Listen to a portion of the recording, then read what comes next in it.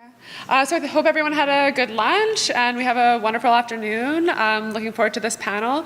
So I'll just introduce our panelists and then we're going to go in the order that we're seated. So first we'll have Stéphanie Rousseau, who's an associate professor in the political science department at Catholic University of Peru. Then we'll have, then we're going Kathleen Fallon from Stony Brook University, and then Lena Krook, who is a professor in political science at Rutgers.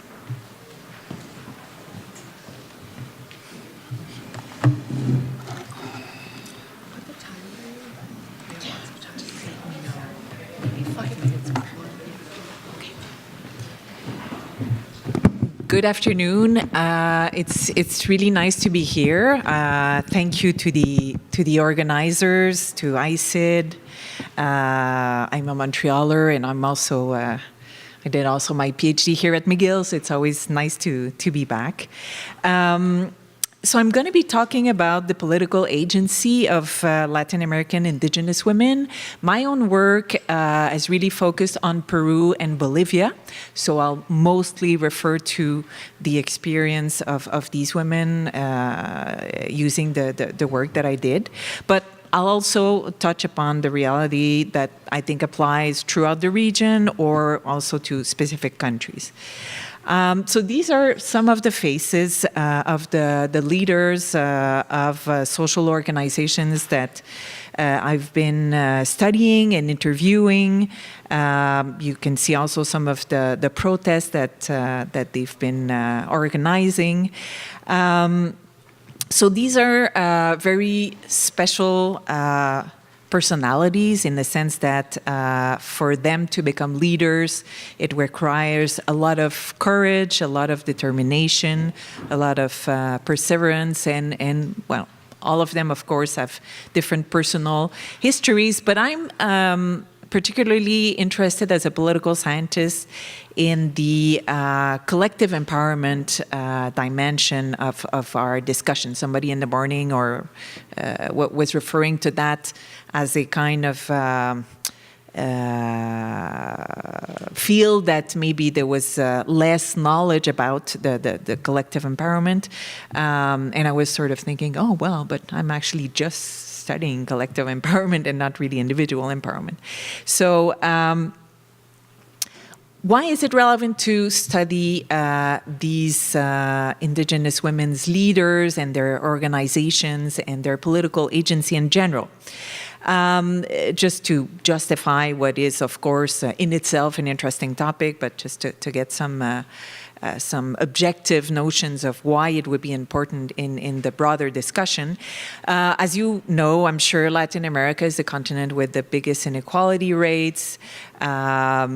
Also, in Latin America, in particular, race and ethnicity is strongly correlated with poverty and extreme poverty.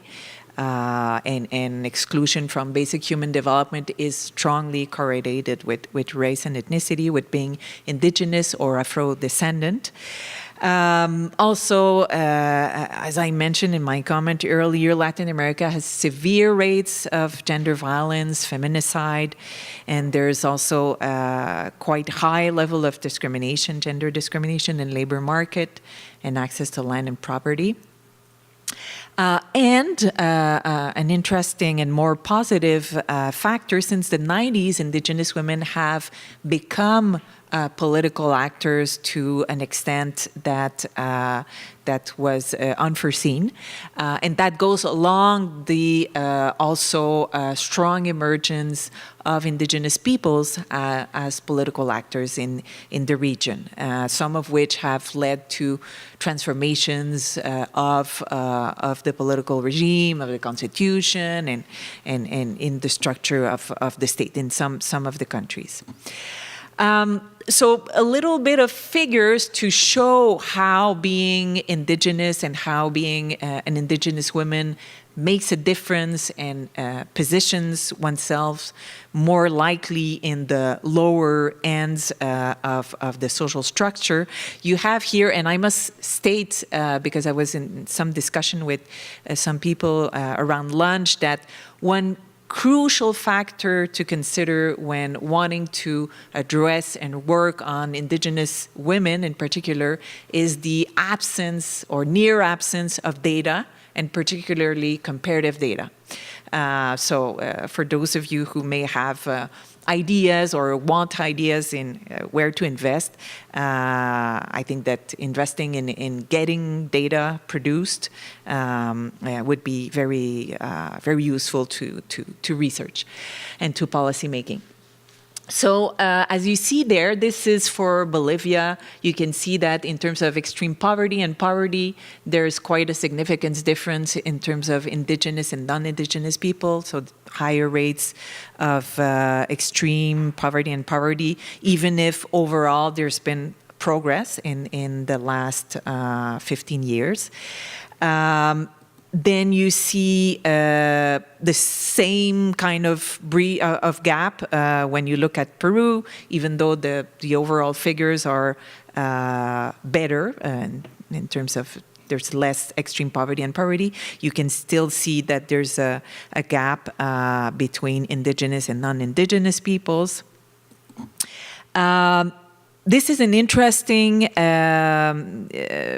figure for income that combines one of the rare data that I found that combines indigenous status and gender, and this is for Panama and Brazil, where you can find the differences that are quite marked in terms of income. You see indigenous, not indigenous, and also male-female. So you can clearly see that indigenous female are the ones with the less income in these two countries, and I assume that it's true throughout the region, throughout Latin America. This is in terms of education. Education, even though there's been great progress overall in Latin America in terms of educating girls and reducing the gender gap in education, this has not applied equally to the indigenous population, indigenous girls. So you can see the difference in years of schooling between indigenous female and male and non-indigenous female and male. So you can see that indigenous female are still dominating the group of people with only 1 to 6 years of education, with 47% of them being in that group. And in reverse trend, you see that there's less indigenous women having 7 to 12 years of education. So this is just to sort of back up the claim that I was making earlier, because the key point that I'd like to address here is how it is that indigenous women have become active politically in the last 20 years or so, 20 to 25 years. Of course, it didn't all started in the 90s, but the 90s were particularly important as a decade to sort of launch new trends and get more resources also in order to promote indigenous women's political agency. But first, I'd like to talk about some of the obstacles that were more important previously, but remain important, quite important in order to promote more of their participation in politics. So first is the reality of language. I'm a French Canadian, so it's of course an issue that is really clear to me, that the fact that a high proportion of the indigenous population and the majority of them being women do not speak Spanish or do not speak it well, is a clear factor, a clear obstacle when talking about political agency, because basically it means that if you want to go beyond the community level, you'll face great difficulties in order to interact with state officials, with other kinds of organizations. So one interesting trend is that the indigenous movement has been asking for reforms in the education sector. So there's more and more countries that have adopted what's called intercultural bilingual education, that is unfortunately almost only addressing indigenous people. So it's not like the project is making the whole society bilingual. It's basically to facilitate the integration of indigenous people in basically Spanish-dominated society. But this is crucial in terms of giving more tools to indigenous women so that they can participate at different levels of politics.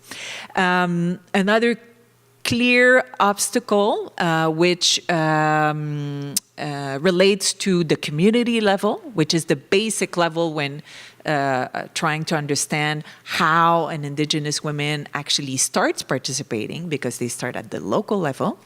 A clear obstacle is the pattern of land ownership and control over natural resources, because this is the basis for membership in the communal assembly, which is the main body around which politics revolves. So basically, quite a lot of work, well, not a lot, but some work has been done on gender discrimination in land property and control over land. And that's crucial also to understanding and to relating to politics, because of the, as I see, the membership in the community. So indigenous women, the ones that have been able to start participating, have been asking for the reform of community governance mechanisms in order that women have an individual voice in them and not only be subsumed under their household vote, which is basically most often controlled by the male leader of the household. Also very important and complex, the question of reproductive rights. It is complex because of the fact that indigenous peoples rely on high fertility as an ethnic survival strategy. So this is this puts a constraint on indigenous women, but they also defend their right to see reproductive rights through their community and cultural understandings. So while they certainly raise the issue of maternal mortality and even sometimes access to safe contraceptives as women's rights that they should get, they enter, this field is a rather quite contentious field when looking at the politics of women's rights nationally. So that's one of the issues that, in fact, I've been studying because my perspective on indigenous women's mobilization and organization is influenced by intersectionality. So I've been trying to understand how within social movements, within indigenous movements on the one hand, and within women's movements or feminist movements on the other hand, indigenous women actually are always in tension with both kind of dynamics.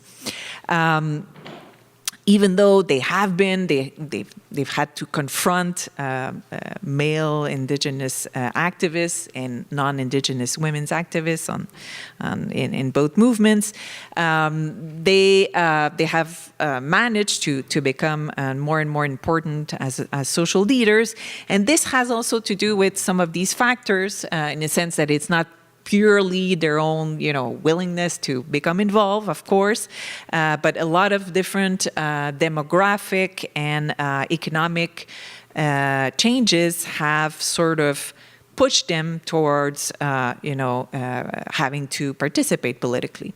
So one of these factors is the increasing level of migration. Men, especially leaving the communities, and so who needs to make the communities running and continue to function, the women that remain in the community. So there's been a transformation of gender relations at the community level, which has in many ways prompted women to see the contradictions between the governance mechanisms and control over resources that is male-dominated, and the reality of them having to assume management of all this in the absence of many men.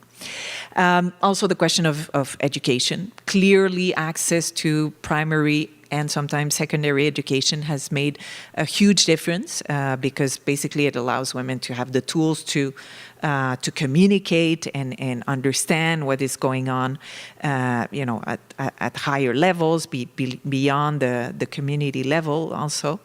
And the assistance, the cooperation, the assistance, the resources coming from NGOs, even governments, multilateral cooperation. So as you know, the 90s was a crucial decade for women's rights promotion, but also for indigenous people's rights promotion. So this has combined in many instances, not always easily, but in many cases, I found in my research that indigenous organizations who were receiving funds from international agencies had been pushed by these agencies to create spaces for women, create programs to empower indigenous women leaders, and developed also tools to generate new priorities and platforms and discourses on indigenous women's rights. So this has been fundamental.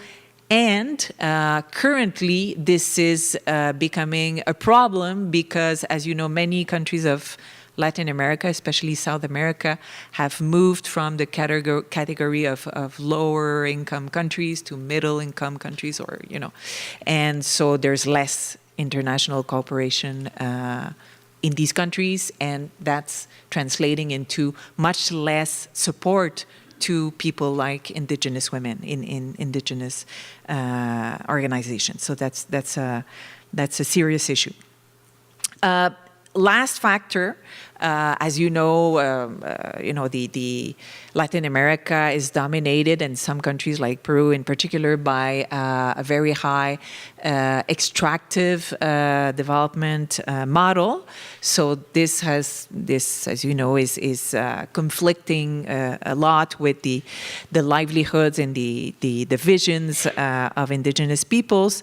So this has also been one of the key reasons why indigenous women have found reasons to mobilize, even when faced, with great threats coming from that mobilization. So that's my publicity for my last book. If you're interested in seeing the results of the study that I've been doing with a Canadian colleague, Anaï Morales-Hudon. So we've been comparing 3 countries, Peru, Bolivia, and Mexico, to understand this dynamics. How is it that indigenous women have been able to create their own space, their own organizations sometimes, within the dynamics of indigenous movements? So what we wanted to understand is how they've been able to pressure their comrades and partners to actually get them to sit on the negotiating tables and be able to participate in the decisions regarding priorities and where to invest energy. So one of the things we found, initially we thought that they would have had support from the non-indigenous women, but actually no. In most cases, they had very little support, or that support was even sometimes counterproductive because indigenous men were certainly not favorable to welcoming feminist issues or ideas, or at least the label feminist was certainly not welcome, especially because it was associated to Western thinking and so on and so forth. So basically, Indigenous women have had to face a lot of challenges. And I'm reminded that I have little time left, but I wanted to show that actually we managed to identify different types of organizations that they've been able to create, which is interesting because it shows a great diversity of forms of organizing along with men, independently from men. Some organizations even created dual structure, whereas each position in the organization was filled by a married couple. So we found a great diversity there with different kind of consequences for women's capacity to develop their own voice. What this also led, we've been able to show that Indigenous movements have transformed their platforms, their priorities. So a lot of issues that weren't there in the 90s have actually appeared and have been reinforced over time, and sometimes have even led to the adoption of new laws. And one of the issues that some of my colleagues here on this panel will address is gender parity in the electoral sphere. And in Bolivia at least, this was an issue that was initially very strongly coming from the Indigenous women's movement. So that's an interesting finding. So they also managed to transform the leadership of Indigenous organizations with a bit more gender-balanced leaderships. And they've also created transnational or Pan-American continental organizations that meet regularly. So they've become a force also at the international level. And they've been able to slowly enter the electoral sphere. So I won't go into details because I'm running out of time. But in different countries, they've managed to become elected at the local level, the regional, the national level. So that is also very interesting because they really break the I don't know if there's a term for that, but the ceiling, I would say the symbolic ceiling of representation, Indigenous women being associated with the poorest sectors of society, most disenfranchised. So they're becoming elected representative is actually quite a success.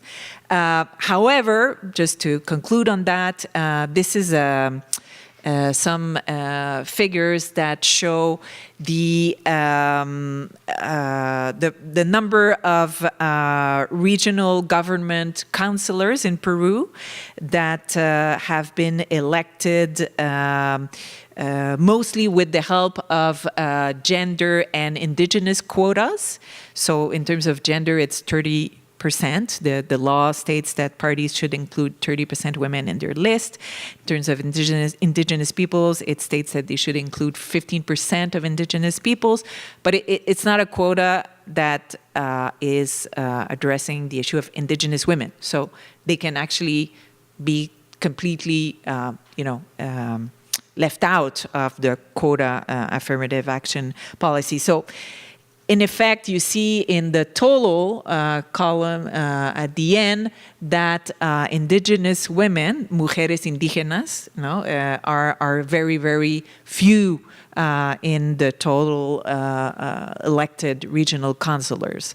So, which is a bit contradictory to what we would assume, because we would assume parties would be bright enough to combine the gender and indigenous quotas to sort of fulfill with their obligation by including an indigenous women, but it looks like they don't do that, which is good and not good.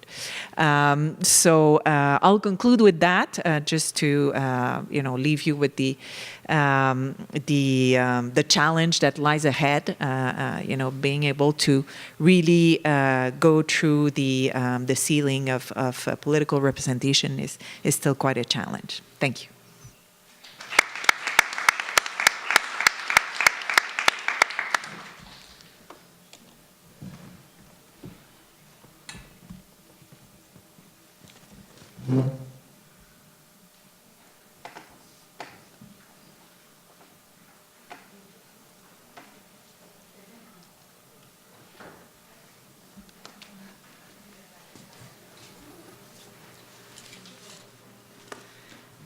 Okay, so my presentation will somewhat bridge the two other presentations, I hope.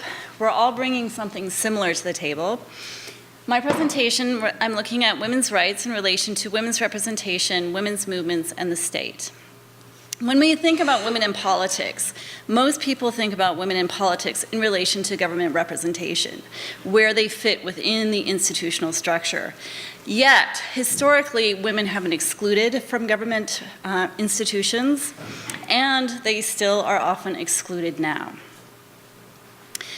And even when you have large representation, in some countries, that representation can be co-opted by the state.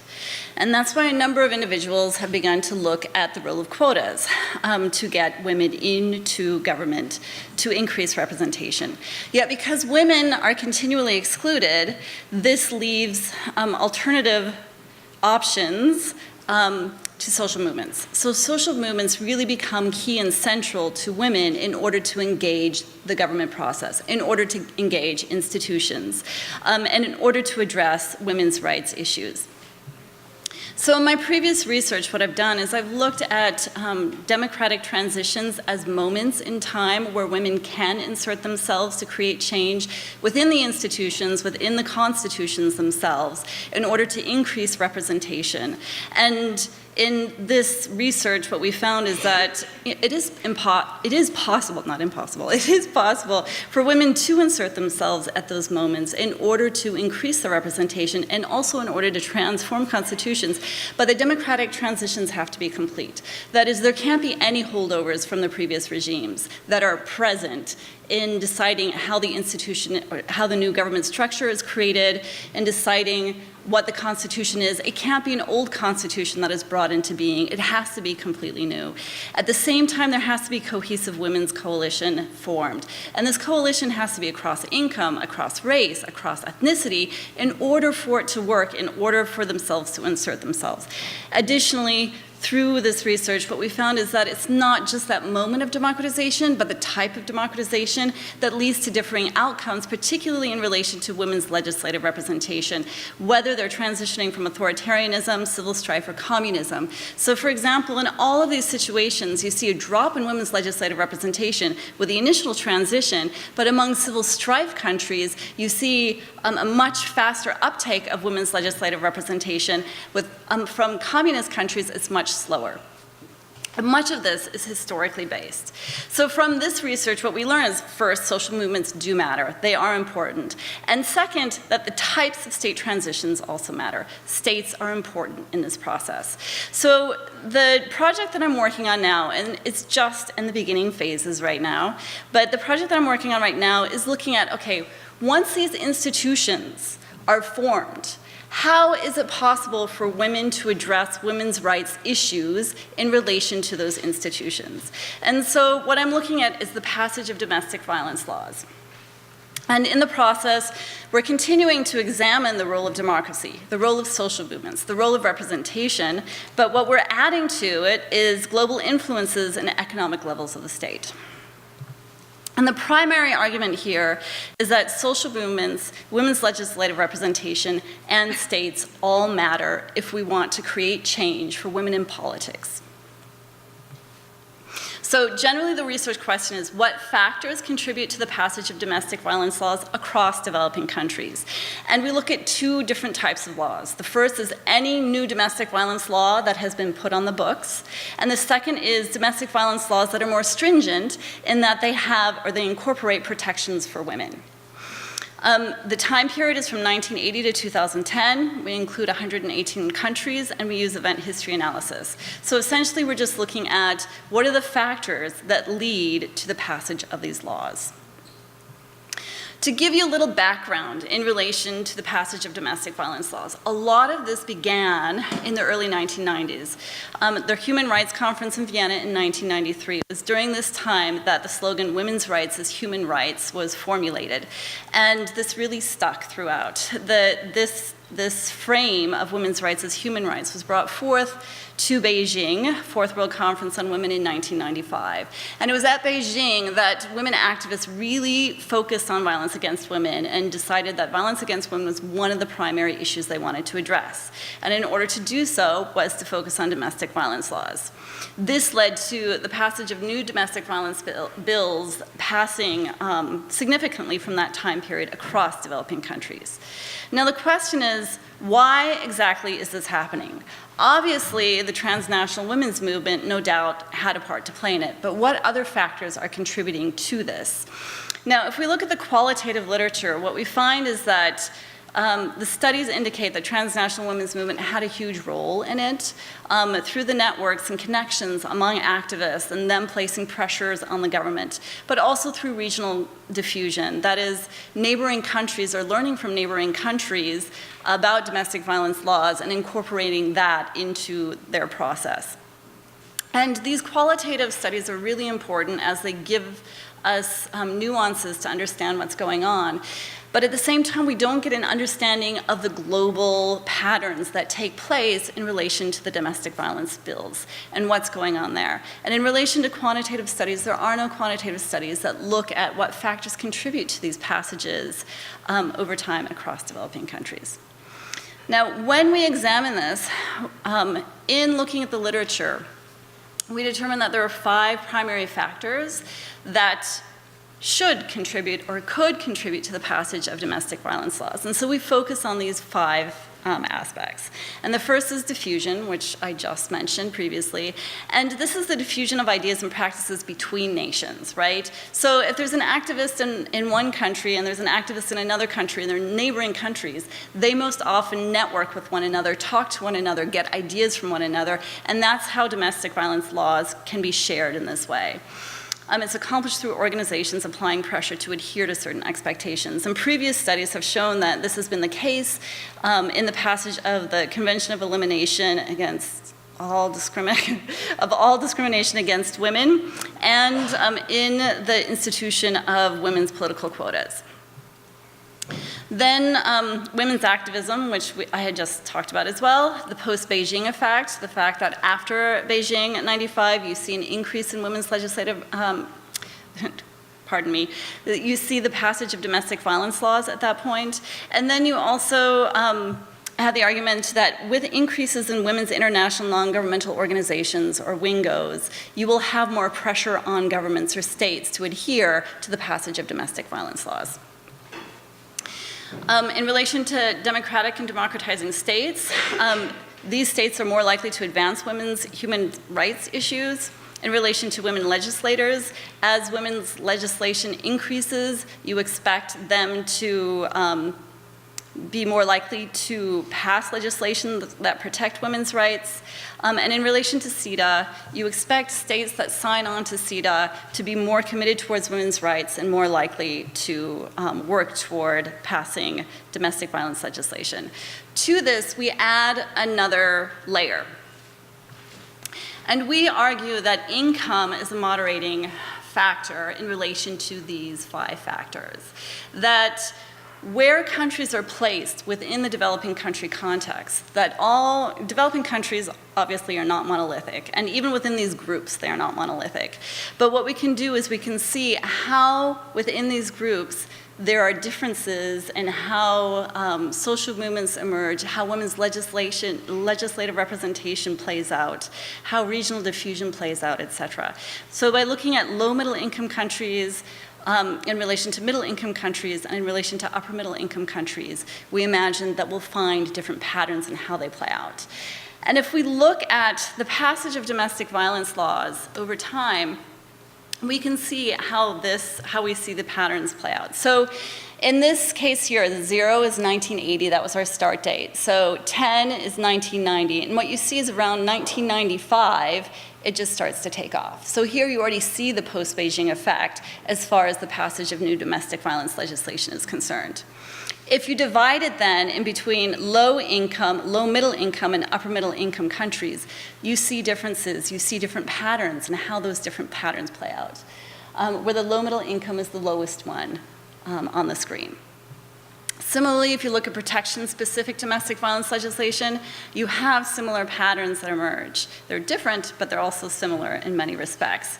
And that is around the 1995 start point, you see it take off, and also that you see differences according to the different economic levels, income levels of the countries.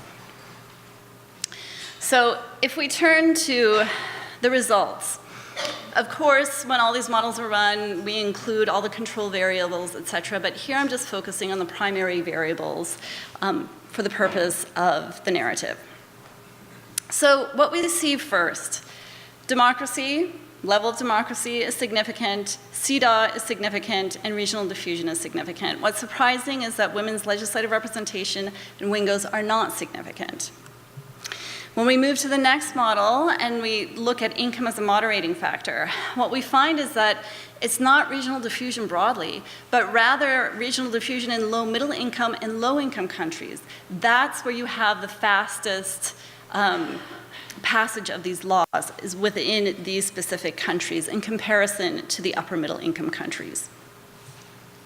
When we turn to post-Beijing, we had to separate it out from diffusion because the two were correlated, but post-Beijing here is significant. And this is where it becomes interesting. Here we find that women's international non-governmental organizations are significant, an increase of WINGOs. As there's an increase of WINGOs within low middle income countries, there's an increased risk of passage of domestic violence laws. So it's within this specific subset where WINGOs make a difference in the passage of domestic violence laws.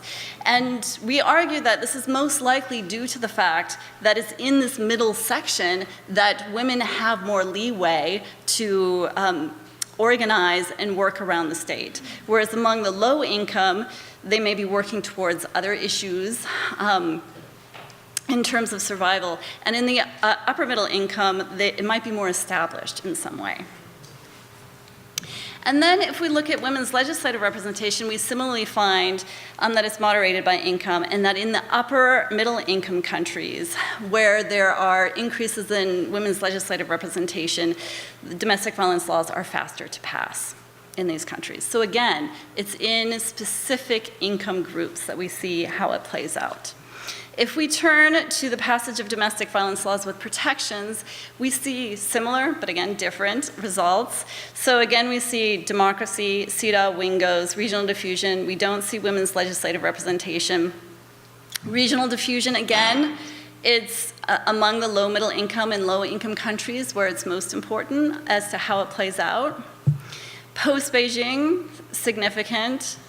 And then with women's legislative representation, what we find here for domestic violence laws with protections, it's within low-income countries, which seems counterintuitive in a way. But in looking at the data, what we found was that the first countries to pass domestic violence laws were the upper middle income countries. And those upper middle income countries that first passed the laws were the ones to pass the new domestic violence laws without protections. But over time, activists began to learn that they needed to incorporate protections into their domestic violence laws. So the low income countries were later to the game and started to pass the laws.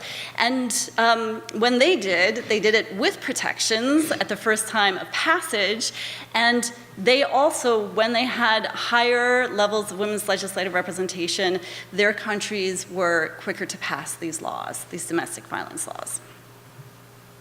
So in an overview, if we look at democracy and activism, what we find is that across the board, level of democracy is important. Countries with increased democratic levels are more likely to pass domestic violence laws. We also find that post-Beijing, across the board, is important to the passage of domestic violence laws. So we see the role of the transnational women's movement. But if we look at the income level and economic development, what we find is that diffusion increases the risk of passage in low and low-middle income countries. We find that activism through WINGOs increases the risk of passage in low-middle income countries for new laws, and WINGOs broadly for protective laws. And for women's legislative representation, we find that there's an increase in upper income countries for new domestic violence laws and an increase in risk in lower income countries for protective laws. So to bring it back to the beginning, when I was talking about social movements, women's legislative representation, and states, my argument here is that all of these matter. If we're going to understand how to address issues such as domestic violence and the passage of domestic violence laws at the global level, we need to continue to focus on social movements, women's social movements as an aspect, and also women's legislative representation as an aspect. And it's the combination of the two as well that really brings it all together. But context is everything. Paying attention globally to see who neighboring countries are and what the neighboring countries are doing as far as passages of legislation are concerned and how that can impact others, as well as understanding the nation state as far as level of democracy is concerned and as well as economic development status is concerned. So in wrapping it up, the point here I hope to make is that as we continue to look and focus on the issues of women's rights issues and women in politics, we should continue to focus on the roles of social movements, women's legislative representations, and the context of the nation state. Thank you.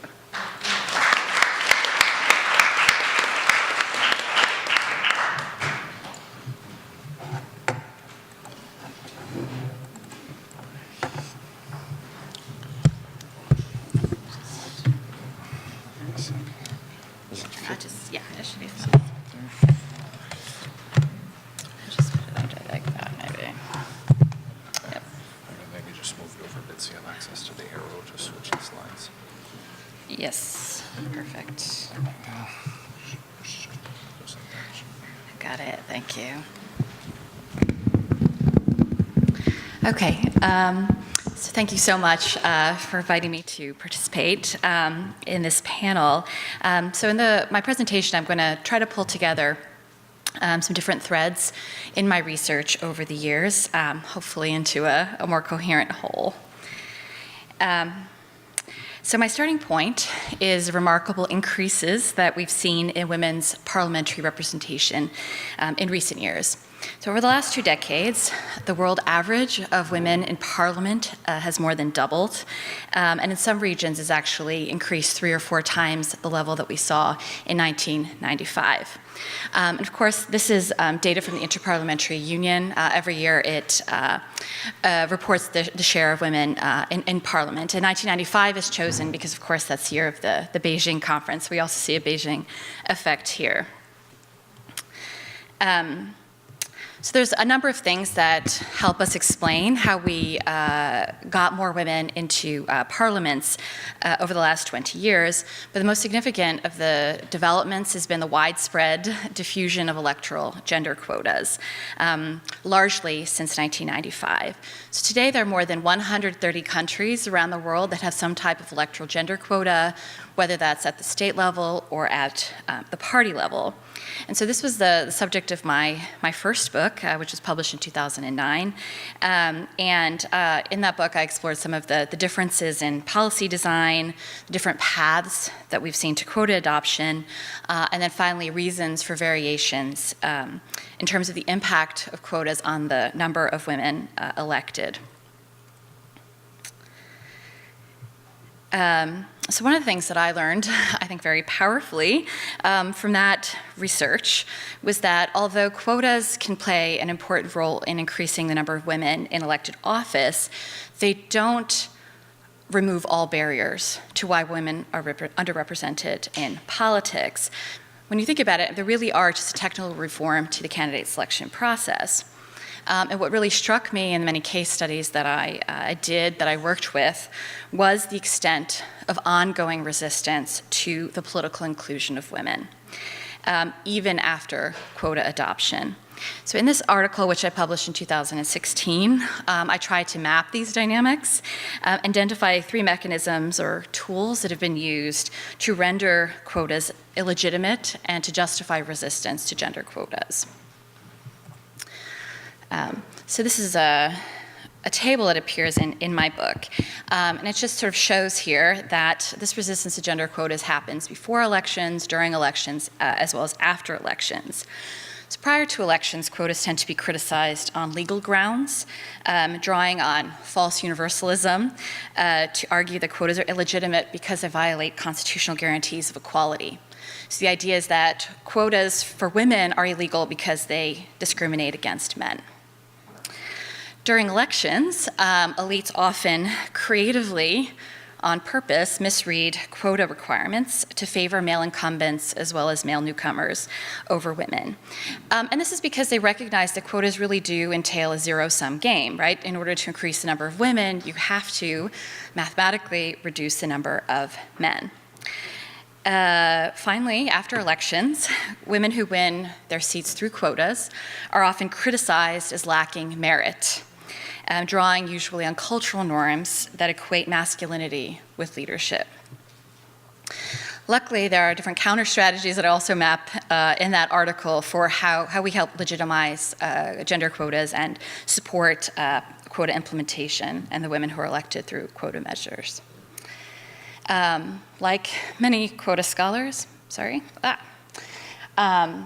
Yes, so like many quota scholars, I've also found myself in recent years exploring this merit argument in greater depth.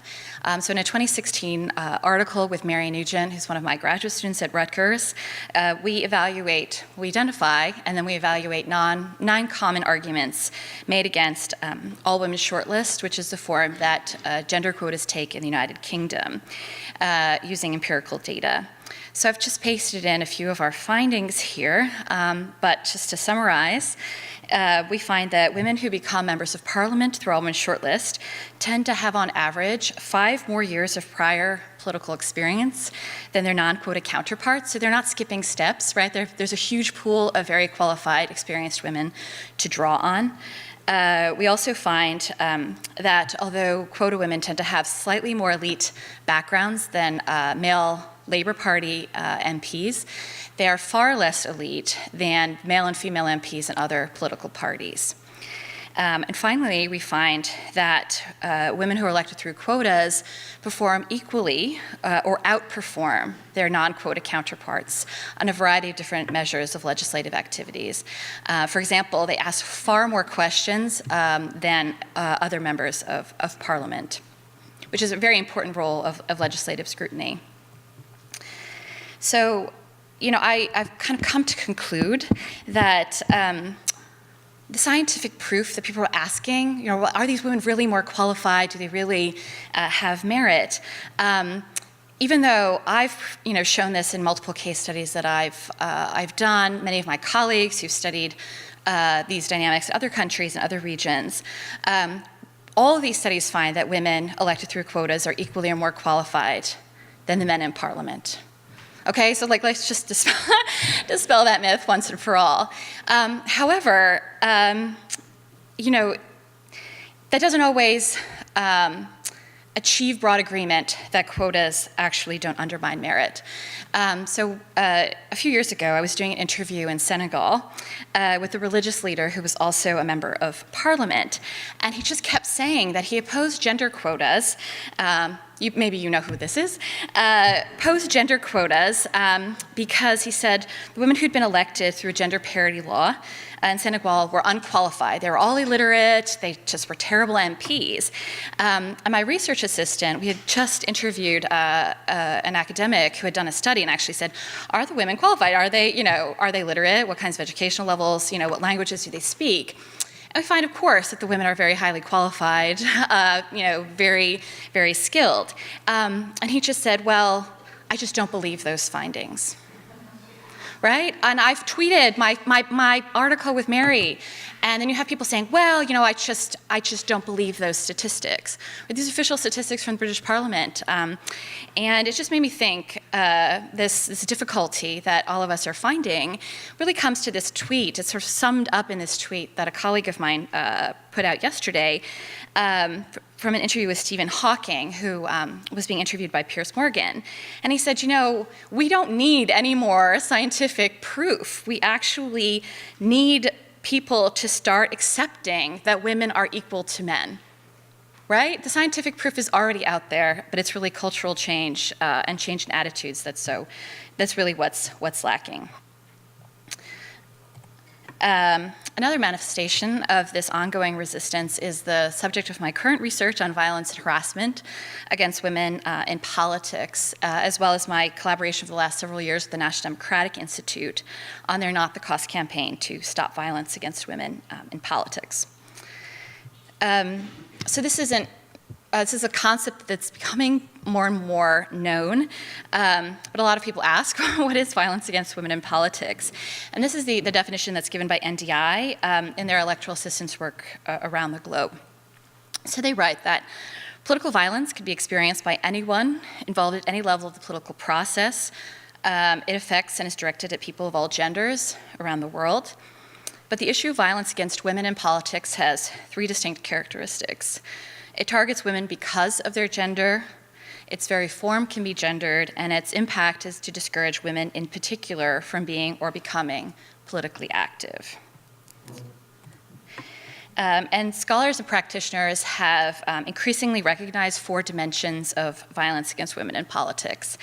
Physical violence, right, which would include things like murders, kidnapping, beatings, sexual violence, including rape or sexual harassment, psychological violence in the forms of threats, character assassination. This is especially a problem with online abuse of women. And finally, economic violence, which is about property damage or the denial of the salary or office that women are due once they've been elected. So these dimensions aren't mutually exclusive. They're obviously overlapping, and they often also occur sequentially in sort of a pattern of escalation over time. A fifth type that I've been trying to develop, which I think is not captured by those other four dimensions, is what I'm calling semiotic violence. So this refers to sexualized images and sexist language that's intended to demean women and defend male domination. And the reason why this is different from psychological violence is that it's rarely targeted at the woman in question. And the aim is to objectify and demean women to a broader public.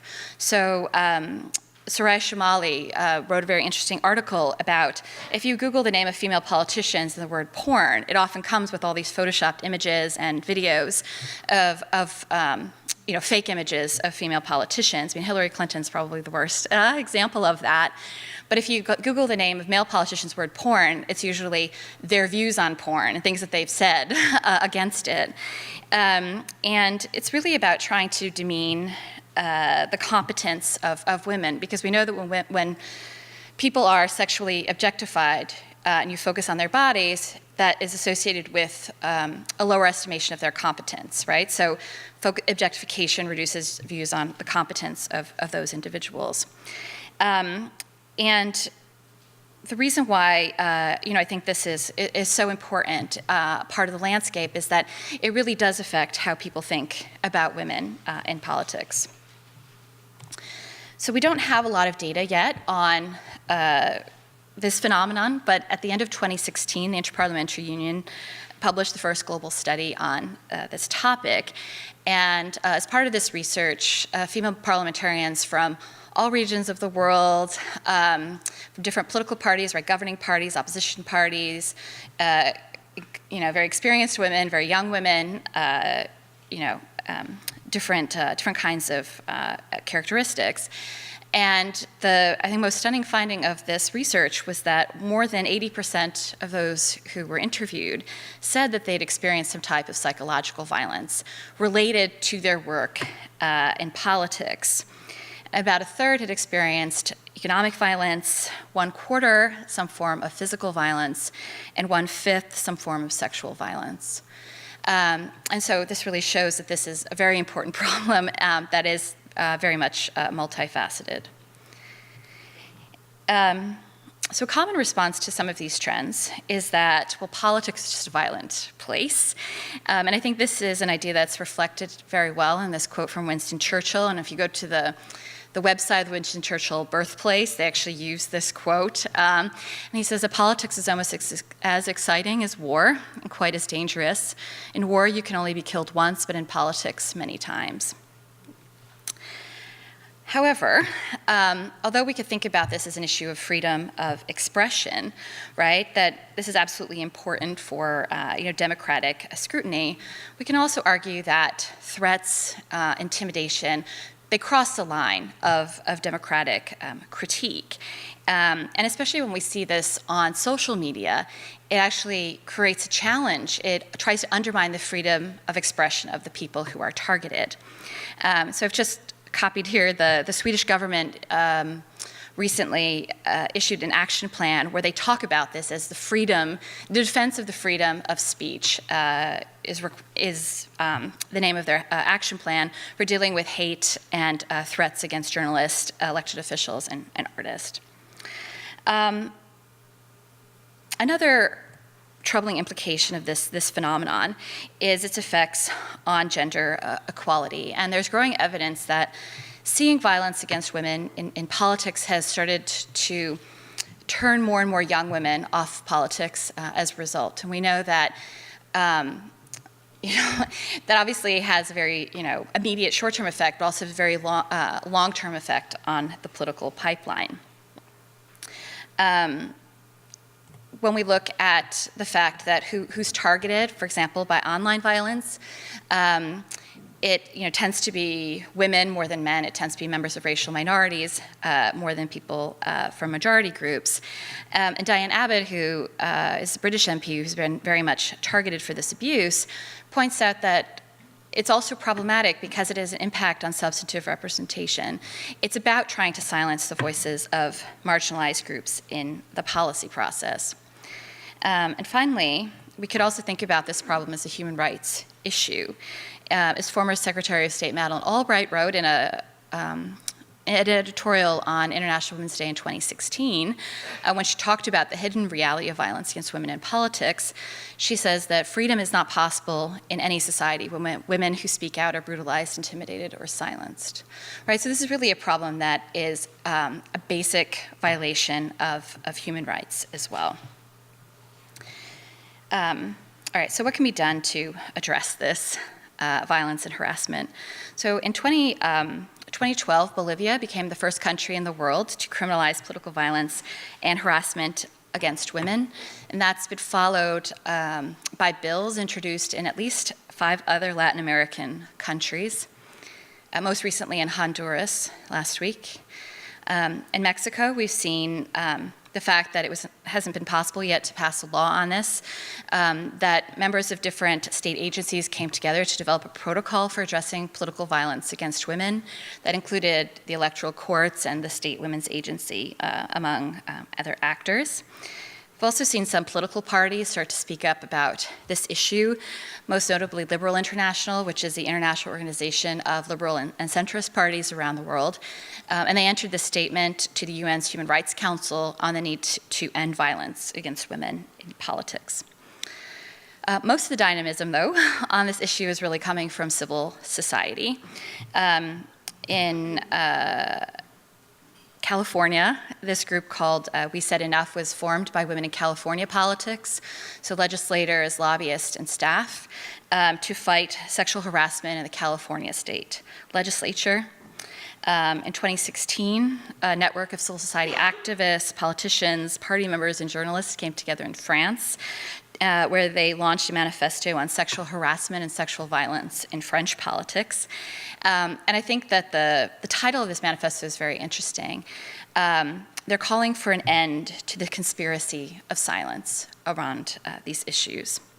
And globally, the National Democratic Institute's been using the hashtag #NotTheCost to raise awareness that violence and harassment against women is occurring. It's occurring in many different places, but we shouldn't just accept it as a cost of doing politics. But it's really important to reverse this and say that isn't the cost, that shouldn't be the cost of women's political participation. So to conclude, I would say that quotas are not a panacea, but I think that experiences with quotas show that deliberate measures are absolutely necessary for promoting women's political participation. The change is definitely not happening on its own. And one of the reasons why change is not happening on its own and why quotas don't solve everything is what Purna Sen, who works with UN Women, talked about as the endless creativity of misogyny, right? So even though you're letting women in, there's like all these other things that sort of kick in, right, and find ways to create new barriers. It's really about finding new ways of protecting male domination as women are entering the political realm. So as a result, I think that we really need to recognize that quotas and other measures to promote women in politics are really just the beginning, rather than the end of a very long and contested process to empower women as political actors. Thank you very much.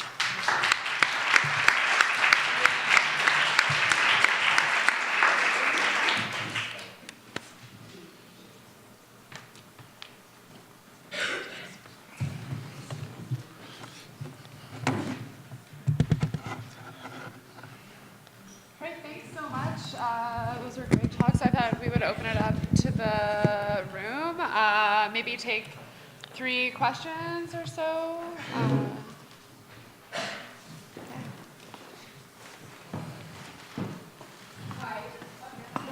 Yeah. Oh, look, they're coming with a mic. Okay. Thank you. Thank you so much, panelists. My question goes to Professor Stéphanie. So historically, we've seen the women in Peru, Mexico, Bolivia subjugated, and they're being inferior and colonized by the Spaniards. So from the movements you've been studying, have you been seeing this, like you mentioned that they've been confronted by male activists and non-indigenous women. So how are they reshaping this? Are they providing a new notion for masculinity? Because other scholars, they've been talking about this notion of having a new masculinity. Like we saw this example yesterday. I don't know if it really fits, like the male champions in Australia.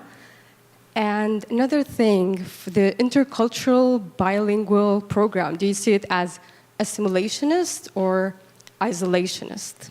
Thank you. I have, you want another question or? Would you like to answer that right away, or do you want to wait for a couple more questions? Okay, yeah, go ahead. I have a question for Kathleen, and it's on, you didn't mention the place of, and the role of regional conventions. In Latin America, the convention Belén do Pará really sort of was the trigger for national laws, and it reminded me a bit of Lisa's yesterday's presentation, because the convention, the Belén do Convention, was really pushed by men. I mean, they had a big role in getting the convention approved, and at least in Latin American countries, these regional conventions really supersede national law and trigger dramatic change. Maybe we'll take one more question, and then right here. I had a question about. It may be too long to try and answer it here, but I wondered if it's in your book.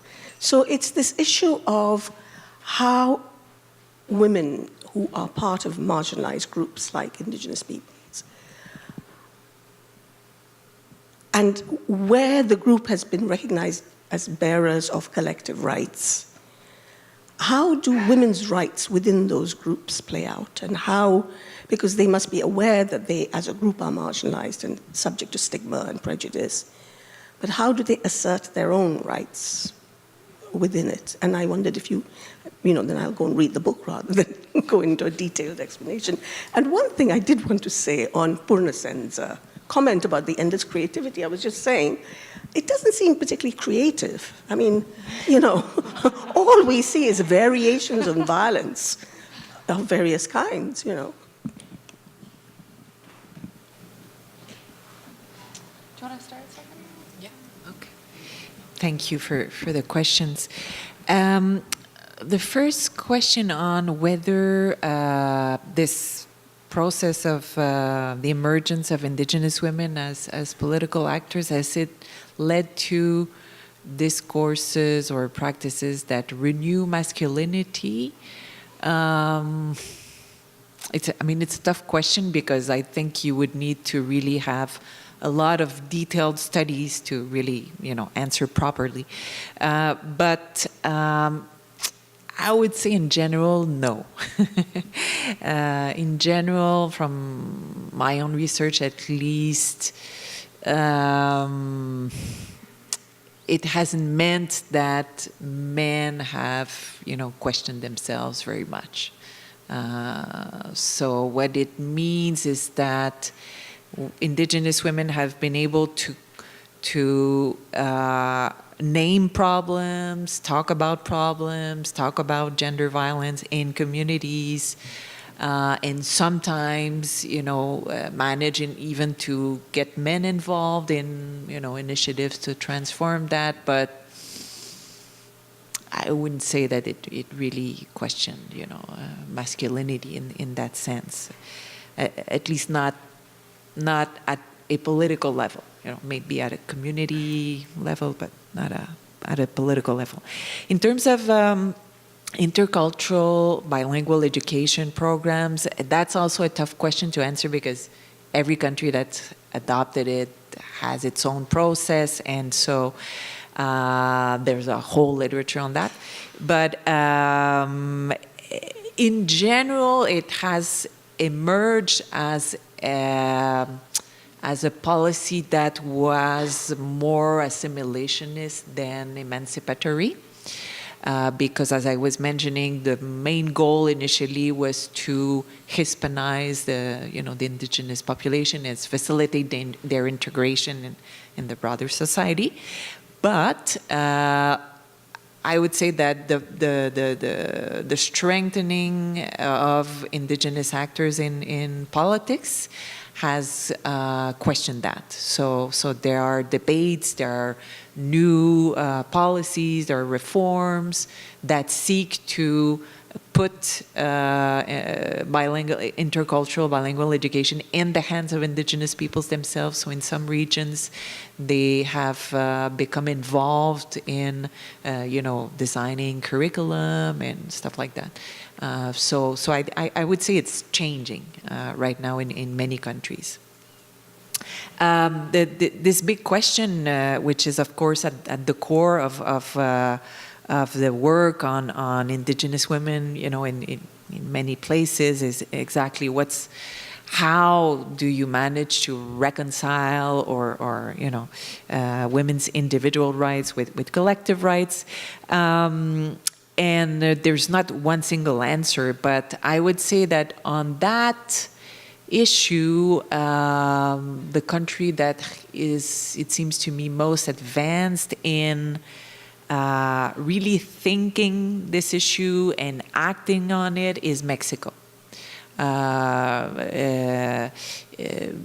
a number of reasons, that we explain in part in the book, but there is really sort of a capacity on the parts of indigenous women to collectively challenge indigenous men and also challenge non-indigenous women, because that's always the problem, and actually think about, okay, customary justice, indigenous justice, what does it mean? What does it mean for us? And, the fact that it's traditional justice doesn't mean that it's necessarily good for us in particular, and making proposals. And so it is part of the discussion in some countries, particularly in Mexico. But in other countries, at least the other two that we studied, it's not really there, at least at the level of debate and action and initiatives.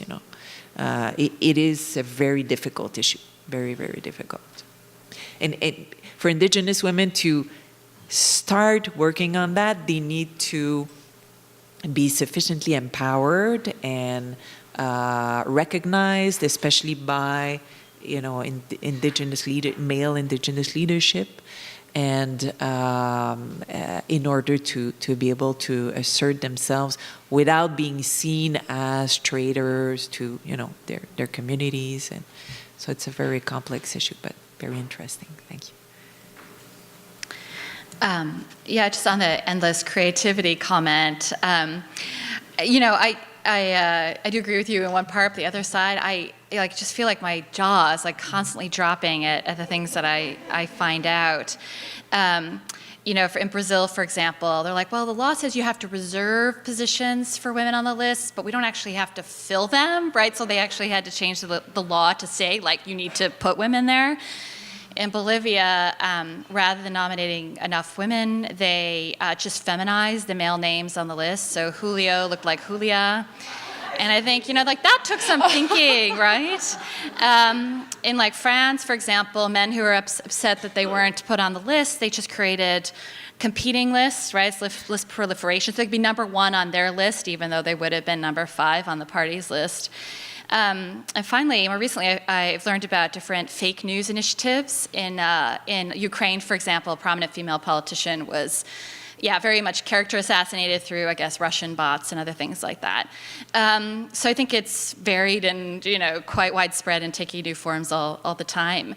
And it's interesting that the response has been, you have to dummy-proof the legislation, right? To make it this is so clear, in case you didn't understand. So there's interesting, it's like how our syllabi get longer every year, because there's always some student who finds some way around the rules that we set. We have to keep adding new rules.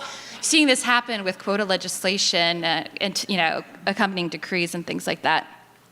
Finally, I was really stunned at some women's organizations I was talking to in Mexico who said, they basically had to keep one step ahead of the political parties to say, okay, ladies, the training. It was all right, they're going to tell you first, you need to sign this form, and then you're not going to be able to find the form, and then they're going to tell you that, oh, you didn't make it by the deadline, and then you have to make sure. So they were basically here's the form, here's the office, here's where you need to go, here's our phone number, here's the website, here's the whatever, and it was trying to keep one step ahead, because it was these guys keep trying it on, right? So we got to be ready, got to be prepared, and make sure that they can't do it. So. Excuse me, yes, absolutely. So as far as the regional conferences are concerned, we talk about that in the paper. For the presentation itself, we just minimized what we could present. But the regional conferences have been key and part of the transnational movement at large as well. So it's Beijing, it's the UN Decade movements, as well as these regional conferences. And part of what regional diffusion is capturing is the effect of these regional conferences as well. Take a few more questions.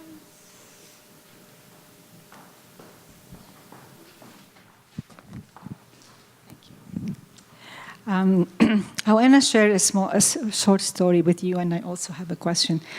Mona, on what you said that women are qualified and we don't need science to prove that they are qualified. You remind me of a story. I used to work for the Parliamentary Center many years ago. Many years ago. And part of working with parliaments around the world, we used to organize study tours. So usually we would insist that in those tours there would be men and women from parliaments. And I remember very well that one African country, I'm not going to name it, they had new elections and a new women's committee, which were about 12 women. So they came to Canada, and they were very well prepared. They would ask questions, they would take notes, and then what really drew my attention is that they asked for a room to meet with every day after the program was over.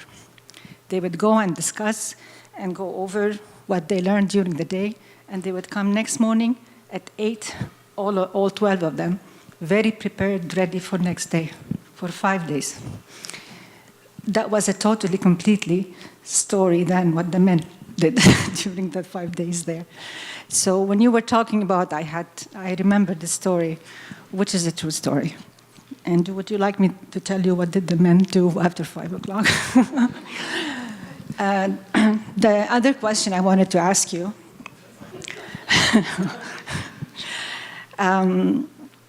you talked about, the quota and the resistance for quota. Did you look at how women resist quota as well? They are, the worst enemy against the quota in some contexts, in some countries. They argue about it, and they are very influential. They actually are more influential to influence women to act against the quotas than men. So I was just wondering if you had this question within your research. Thank you.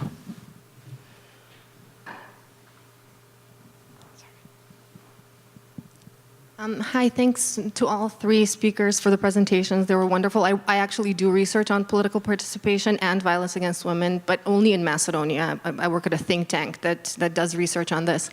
And so I actually have questions for all three of you. So Stephanie, you wanted to talk more about how from gaining sort of political agency that translated into entering politics, and I'm very curious to hear about that because in Macedonia we have a large Roma population, and even though they've managed to penetrate parliament, the men have, we don't have women Roma MPs. So I would love to hear a bit more about that if there's time for it. Kathleen, I had two questions for you. One is how you defined women's representation in the study. And the other thing is, did you consider, maybe this might have been very hard to quantify or to get the data for, but did you look at funding for women's rights organizations as a factor? And this was discussed before about how do you end up measuring afterwards, for example, the feminist foreign policy. For example, so in Macedonia, we just ratified the Istanbul Convention, and I think one of the reasons for that is the amount of funding that has been made available to women's rights organizations as well. In addition to, for example, UN Women giving funding to the government for doing all of the background work for it. And then Mona, I think for you, I don't have a question, it's more of a comment, because we have the same finding. We did, with NDI, we did a study in Macedonia at the local level where we also have quotas that are 30%. And it was the findings were ridiculous. Like they were so much more educated. They had spent so much more time with their parties before actually managing to get into the municipal councils. And then at the same time, when we talked to municipal councilors who were male, they kept saying that they don't believe in the data that we have. So there's examples and examples of this. Any other questions we could take before? Yeah. Thanks very much. I just had a brief question for Stephanie. Stephanie, in your research, have you been able to expand it, or I'm assuming in your definition of indigenous, you're basically speaking of sort of Mayan or original peoples, but do you come into contact with Afro and the situation of Afro women and Afro organization? I know in countries like Colombia, for example, and Brazil, it's different forms of discrimination and domination, also very much linked to colonization, different kind of similarities, but different struggle. And I'm just wondering if you have any sort of comparative views around that.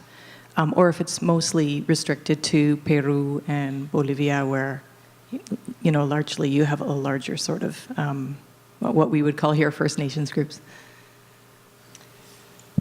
Should we start at the other end of the table? Kathleen, do you want to take the... Oh, sure.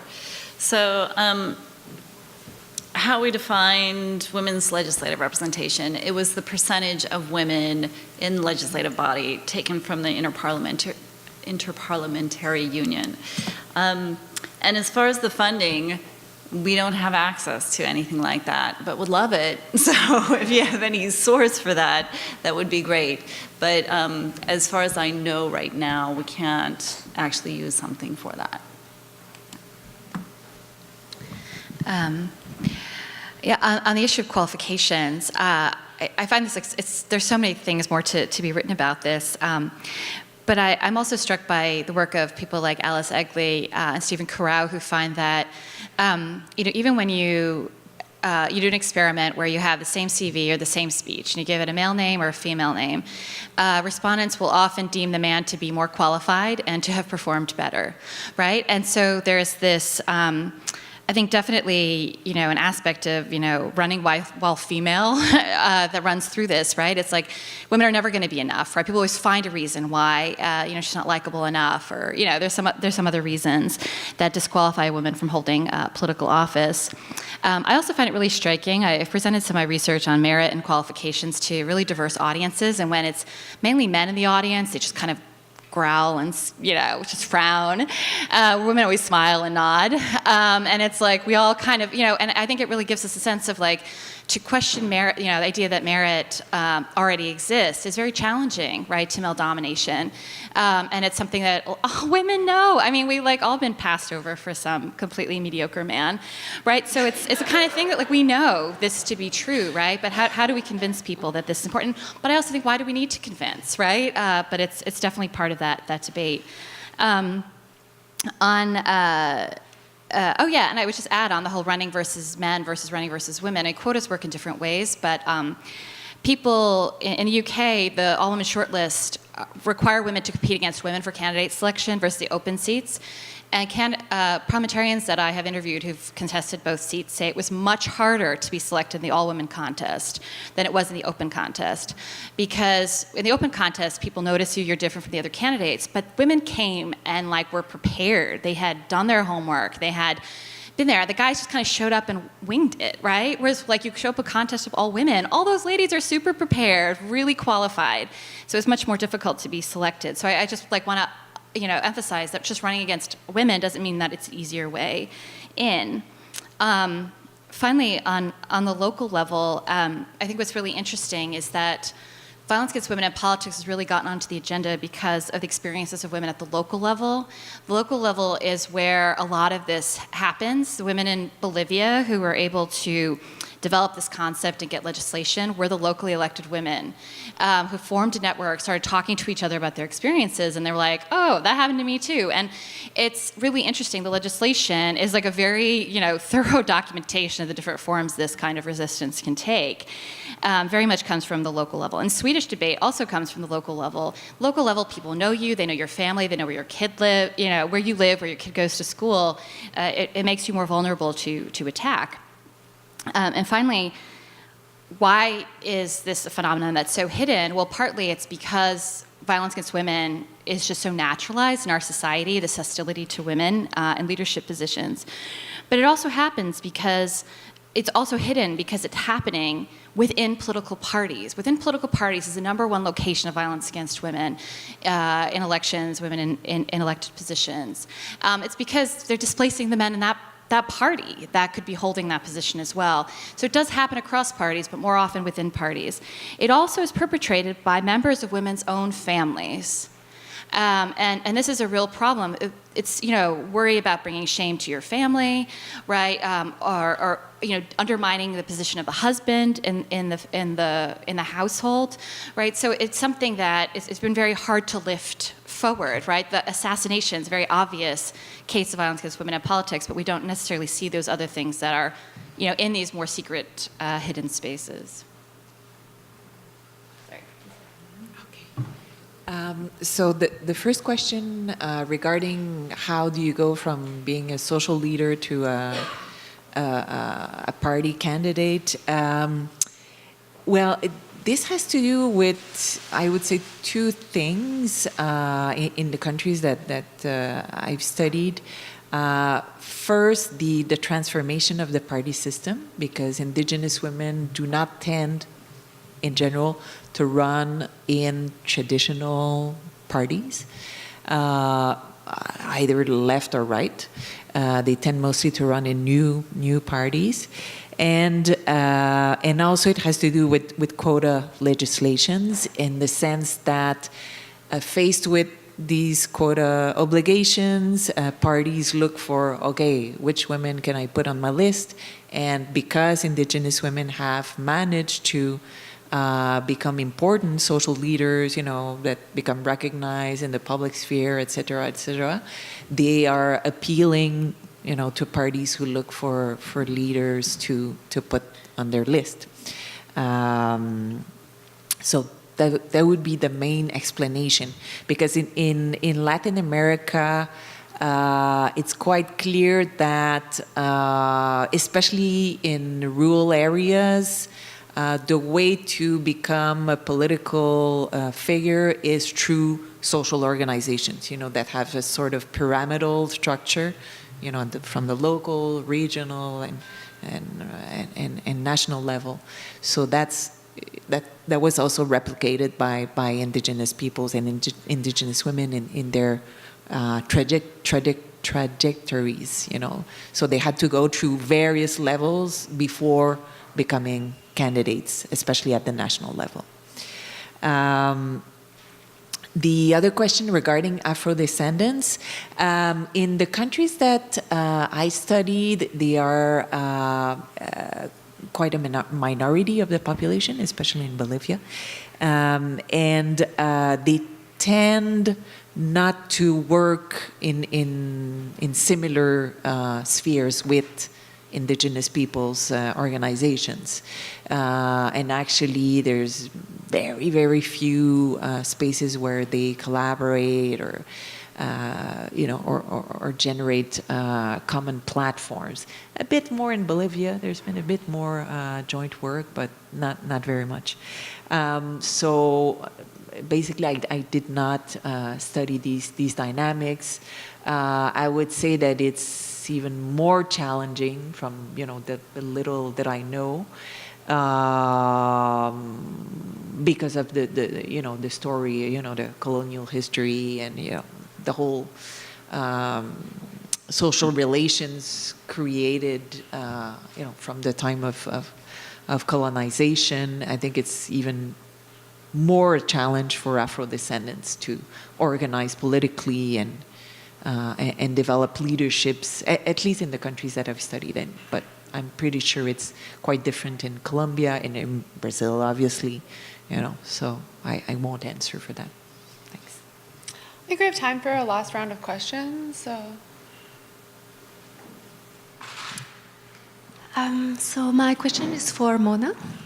Thank you very much for your presentation.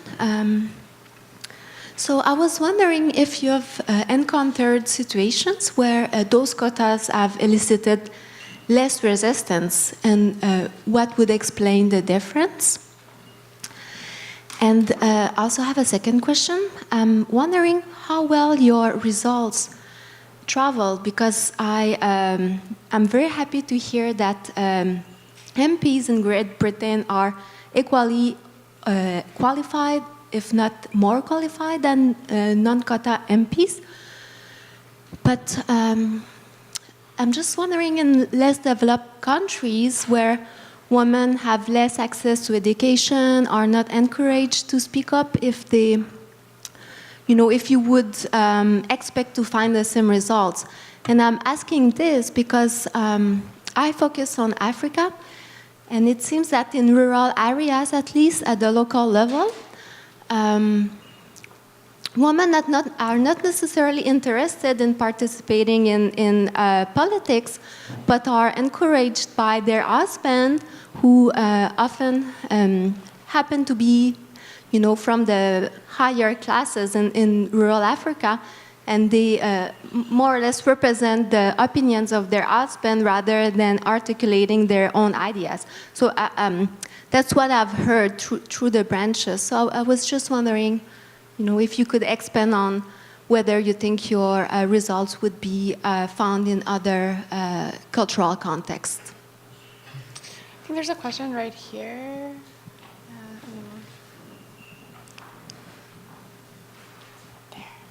I'm just thinking about the classical definition of the state, which is a monopoly on the use of force, and how in that context, with such a sort of patriarchal and hierarchical mode that state power operates, that it might make sense that women have a harder time ascending or having access to this kind of political representation. So I guess my question is, should our next question in this area be rethinking how state power and political power more broadly operates in our society? Thanks to all three of you for your talks. My question is oriented towards Mona Lena, but I am happy to hear responses from anyone. So I think that in academia and research, there's been a lot of work done documenting the existence of gender bias, and I count myself in this camp. What I wonder about, though, is if we don't need to have a shift towards thinking about some of the solutions. You know, what do we do about this? Once we have rigorously and thoroughly documented the existence of these gender biases, do we then turn our methodological tools to thinking about how solutions unfold successfully? So Mona Lena, I was thinking particularly in the case of political violence, what do we do about it? But Stéphanie and Kathleen, if you have thoughts as well, sort of from the academy and the way that we do gender research, could we see this kind of a turn? Just have one last question here, and then we have about, 8 minutes left, so sort of concluding. Right, this is for Mona, and call me the growling man in the room. There's got to be one this afternoon, I feel. So there was three wonderful presentations. Yours was great. The how you show that quotas don't compromise merit. I think is a great point. I want. It's almost like I'd like to ask you the question to put it on its head. It's like, if you think about what the best strategy is to promote gender equality, would you focus advocacy on quotas, or would you focus on making sure that hiring promotion processes actually focus on merit and make those more broadly more inclusive? The outcome would be well. Anyways, I don't know what the outcome would be by comparison. But have you actually made that comparison? Have you thought about, like, would there be a way to focus on merit and rather than quotas? Call me the growling man. That's okay.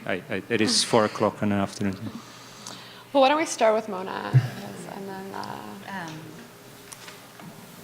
Okay, I have a lot of thoughts here. I've been thinking about, this issue about exposing bias. It's such a fascinating one because no one wants to believe that they're sexist or racist, right? It's like, you just say this, and you try to explain, I think about the hostility to Hillary Clinton. People always say, well, I just don't like her policies. I just don't like the, and you're like, there's a wonderful clip from Full Frontal with Samantha Bee about this. She's like, there's just something about her that people don't like, right? And then they show these really sexist things held outside of Trump rallies, about her. And so it's interesting, right? Because people always deny up, down, all directions that they're biased, right? And I think this is like one of the issues in our in the work that's emerging on this is how do we show that it's because somebody was a woman, because the goal is to keep women out, right? Versus, is this just politics of like the dirty tricks, just using everything you can, right, to delegitimize people? So one of the things that I've been working on is inspired by work on hate crime legislation. Is like how do we determine something is motivated by bias? Because people can either hide that they were biased or aren't even conscious that they're acting in a biased way. So some of the things that I think are helpful from that is looking at a particular event to say, one of them is that there were signs, symbols, language that was used at the scene that referred to, that denigrated the group, right? So, if there's someone paints a swastika, and it could be an anti-Semitic hate crime, for example. So there's something left there. The person who committed the crime has a history of such acts or is a member of a hate group. Third, the person who was targeted has a history of advocating on behalf of their group. And fourth, that people in the community recognize it as a bias crime, right? And so this is a way I think that we can focus on the act and focus on the experience rather than on the perpetrator. And I was thinking about yesterday, I don't know if you saw that a local councillor in Rio de Janeiro, Marielle Franco, was brutally assassinated, most likely by the military police. Where did she just came from? An event. She's Afro-descendant. She came from a meeting on how to empower Black women, right? She's the chair of the Women's Committee in the Rio City Council, right? And there was a massive demonstration in Rio and elsewhere by activists saying that we are Marielle, you know, they killed one of us, right? So to me, it's so clear that that's an act of violence against women in politics. And we can determine that, even though people say, well, it's military police, right? There's Rio is violent, you know, that there's a lot of crime. I think that there's enough evidence that we could ascertain it was to do with being woman and being Afro-descendant. And that links to this idea about the state. Some really interesting work being done by Simin Kargar at Harvard on state-sponsored trolling. She's looking at the cases of Iran, where the Iranian government is basically trolling female human rights defenders, right, to stop them, to delegitimize, to threaten their families so that they stop speaking out against the regime, right? So like the state itself is also very much a perpetrator in using its resource. And of course, the Russians with Ukraine and others.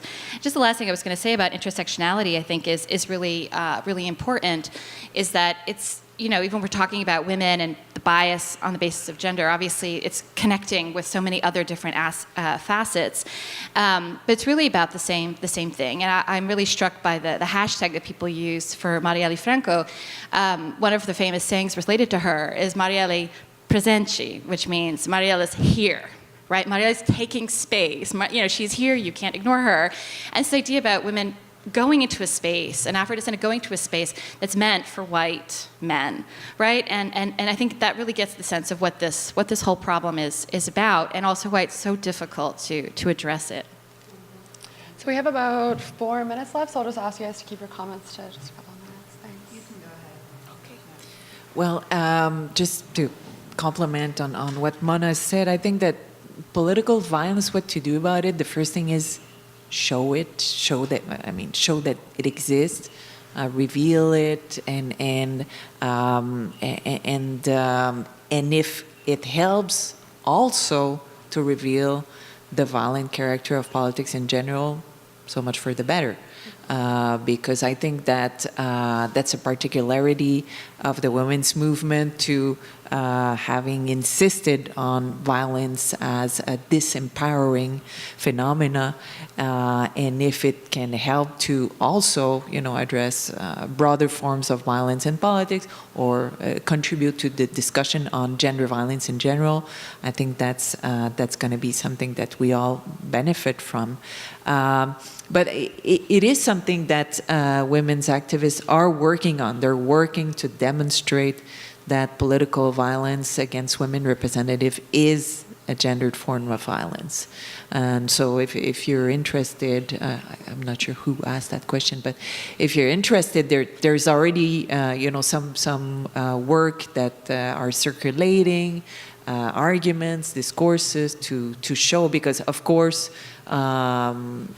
judicial systems or electoral systems are asking for, you know, justification of the term, you know, because it's becoming how do you say that in English, like a particular crime, you know, it's defined as a specific crime in some countries.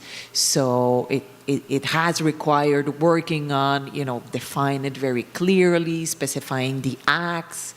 And so I think it's a contribution not only for potentially transforming politics in general as well as facilitating, hopefully, the participation of women, but also, you know, to exposing, as I was saying, in general, you know, the nature of violence in society, and you know, what it prevents people from doing.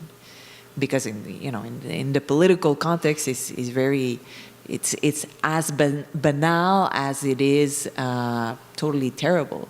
You know, like, for example, at the municipal council level, the male tells the male councilors, okay, we're meeting at that time, and tells the female councilor, we're meeting at another time after. So the female councilor does not participate at the meeting. You know, so that's the kind of acts that is part of what is being defined as political violence and harassment. You know, as part of the acts that are committed to make sure that women will fail in politics. So we'll give the last word to Kathleen. So I'll just echo everything And I agree. In relation to political bias, I think that's very difficult to show, but I think as well, if you can talk about it and point it out and bring it into the public fora, that provides the first space in which to bring attention to it. I think about, and you also have to deal with the backlash, right? Because once you do that, you will automatically, most likely, receive a backlash in that process. So I think about the work that I did when I was in Ghana on the passage of the domestic violence law in Ghana. And during that time, the government worked really hard to prevent the activists from passing that legislation. And the whole point was to silence the activists and delegitimize their cause. However, in the process, what it did is it brought it into the public fora so that radio stations and newspapers and all throughout Ghana, people started to talk about domestic violence. They started to talk about marital rape, which had never been up for discussion previously. So you could go to some areas in Tamale where they would have performances addressing these issues that never existed before. And I think that's part of the process. It's just bringing it into the public fora to get people to discuss it and recognize it. I think that's one step, but also recognizing that it's not an easy step. As far as the states are concerned, the nation states, I think that is that's a huge question. And I also think if we look at the governments today and how they're organized, there's a long history behind it. And if you look at it within developing countries, it's often tied to colonization. So what do these governments actually represent in the broader scheme of things? Can you change or transform them? Some could argue, well, they are constantly being transformed, but very, very slowly. Can you have some radical transformation? Well, I mean, I suppose if you think of authoritarian regimes as radical in some way, the way in which you're talking about it, though, I think is very difficult to achieve that goal in a quick fashion or form. I think it's just, we are embedded within this history and the social context of it. Well, thanks so much for a great panel. Join us.